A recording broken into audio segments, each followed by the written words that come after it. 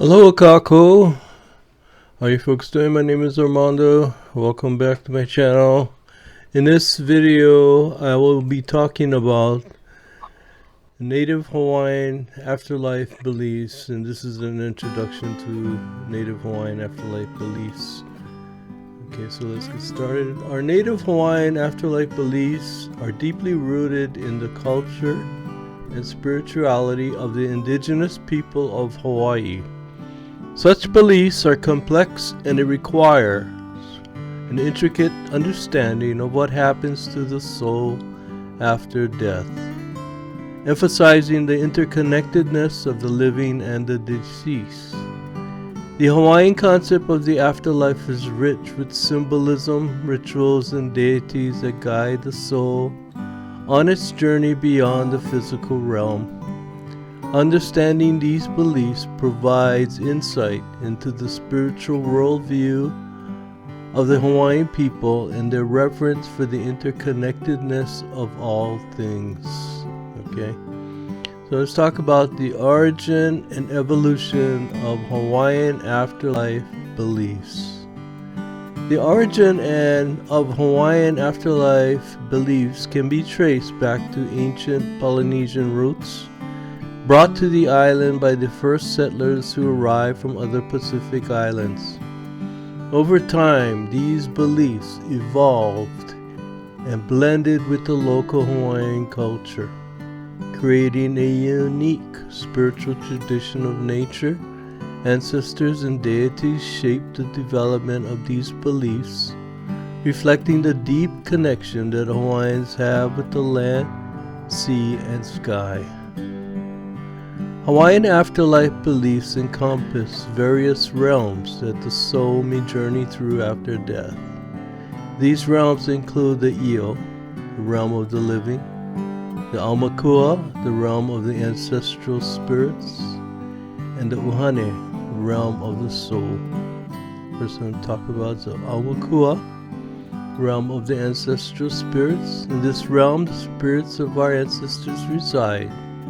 They watch over and guide their living descendants. Ancestral connections are highly valued in Hawaiian culture. I'm showing a picture of Mano the shark. A lot of Hawaiians have Mano the shark as the Aumakua. Some have Pueo, the owl. Some have Honu, the turtle. And I have the gecko as Aumakua. There's so many different types of Aumakua. Now, on a personal level, when I was a little boy, around 8 years old, I was in Palolo, growing up in Palolo, and I climbed on the mountain. And one day I decided to go down the mountain, and I hit a cliff, and I hit a point of no return. I was going down, and if I kept going down, it would have been a 150-foot drop. I wouldn't be here telling this story today. And to go up, I had to grab twigs, small twigs, just to climb back up. Well, God was with me that day because I was able to make it back up the cliff. But when I got home, my mother had a worried look on her face. And she looked at me and she asked me, "Were you in danger today?" And I said, "Yes." And she said, my godmother appeared to her. And that was Louise Bias. She had been dead for so many years and she was an ancestor. So yeah, on a personal level, I strongly believe in Aumakua. And I strongly believe that my Aumakua was there that day to protect me. For Hawaiians, Uhane is a spirit of a person.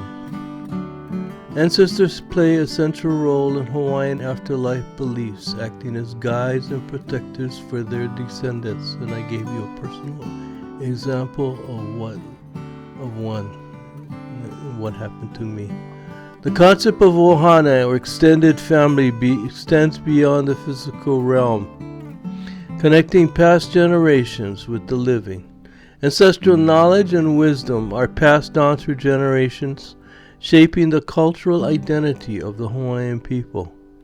Honoring and respecting one's ancestors is a fundamental aspect of Hawaiian spirituality, reinforcing the belief in the continuity of life beyond death. Okay, now, Ohani, or realm of the soul. The Ohani is the spiritual essence of an individual. After death, it continues to exist. Some Hawaiians believe that the Ohani can reside in various places such as volcanoes, water, or dry plains. The bones, or iwi, of the deceased are considered important because they contain this spiritual essence. And that's why it's so important. They dig up, they do construction, and they find the bones, or iwi, of ancient Hawaiians. And, they respect that because the spirit is there. Hawaiians strongly believe that the spirit is still with the bones. Same thing in Mauna Kea. So it's kind of like very important in Hawaiian culture. Hawaiian funeral traditions often reflect these beliefs, honoring both ancient customs and modern practices. If you attend a Hawaiian funeral, and I have many, many times, you may encounter hula dancing, and I did. It's beautiful. Prayers and traditional music, all of which celebrate the connection between the living and the departed.